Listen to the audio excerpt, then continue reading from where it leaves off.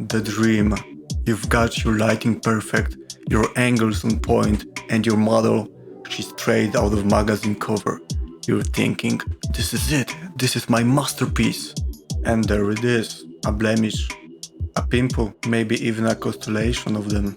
Some imperfections, like birthmarks or freckles, make a photo more authentic, but then there are the unwelcome guests, blemishes that scream, this just wasn't my wig. That's when you, the photographer or editor, step in to save the day. Now luckily, there's a way to handle this without going overboard and turning your model into wax figure. It's called dodging and burning. Sounds like something you do in a video game, right? But no, it's actually a super subtle, super powerful photo editing technique. And today I'm showing you how to do it in Photoshop's underrated nemesis, Affinity Photo 2. I'm Piotr and welcome to Ctrl Z, the channel where we make mistakes disappear faster than your confidence when you zoom into your own selfies. Let's dive in. Okay, I got my raw photo ready for editing. First thing you have to do is create curves adjustment layer and just copy it with Ctrl or Command J. First layer I'm gonna name light, the second one dark, because first layer I'm gonna adjust using more exposure. Like you will see later on, we're gonna mask it. Just select the curve just in middle and bend it like this using this node. Double click the dark layer and drag the curve down just like this. Now before I start to do anything with the brush, I will have to mask the effect of the adjustment layer.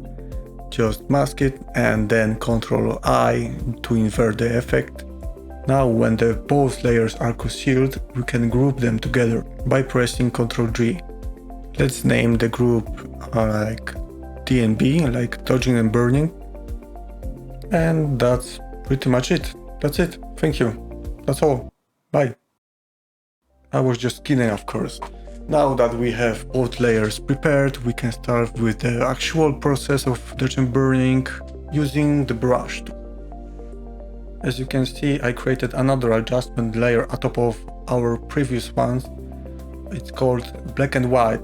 It will be helpful for me just to reveal and distinct the blemishes and other imperfections by reducing this red slider down and the yellow a little bit up. I'm gonna use this layer only for help purposes, so it doesn't have to look pretty. Now I can very easily localize most of the imperfections. Right now I have dark and light layer turned off. To explain you before I start my actual work, what's the dodging and burning about? It's about making one part underexposed like this one and other part overexposed, and gradually and gently revealing or concealing dark and bright parts using brushes and masks. Luckily, this whole process is indestructible for a picture. What do I mean by that?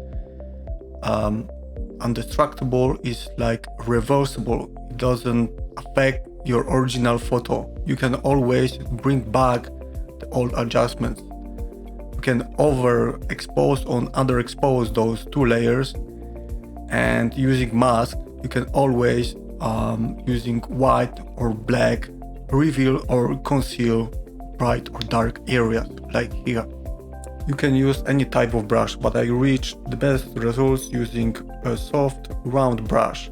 I just need to turn the opacity down, for example 32% will be fine, I guess. And the most important is to turn the flow way back down, you know, like the bottom values, for example 2%.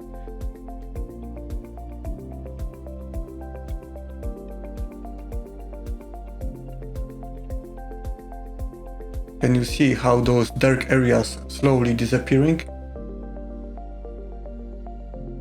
Dodging and burning is really sensitive process, and this is one of those special moments when having drawing pad is really must have.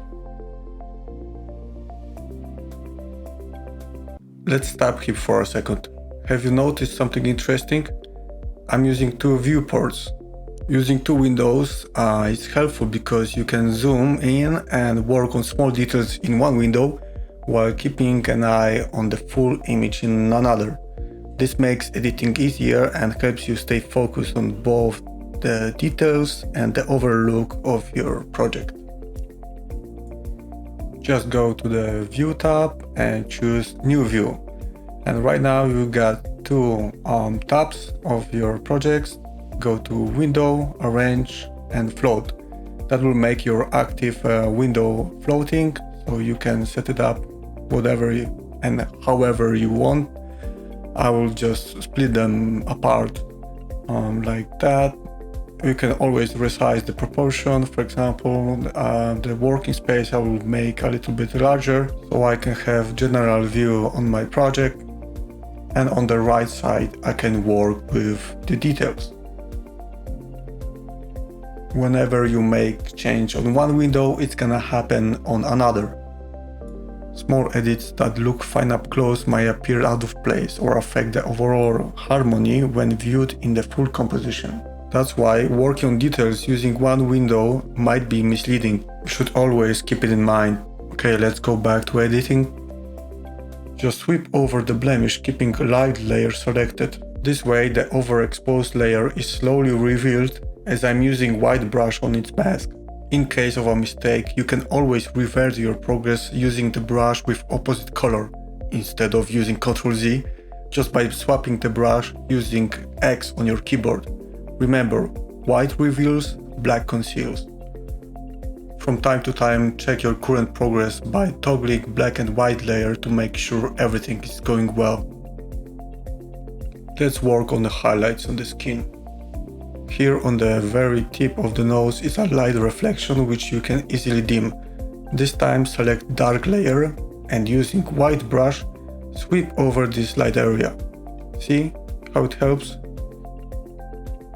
And again, white reveals, dark conceals. Thus I'm burning this place with the white color.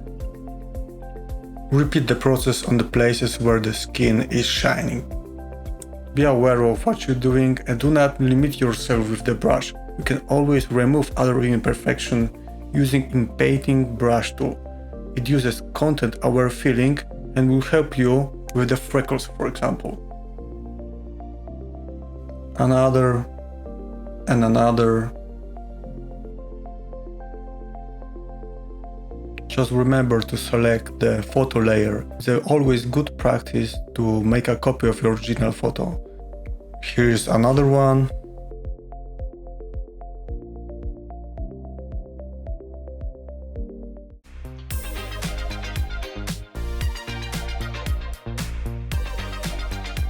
Okay, right.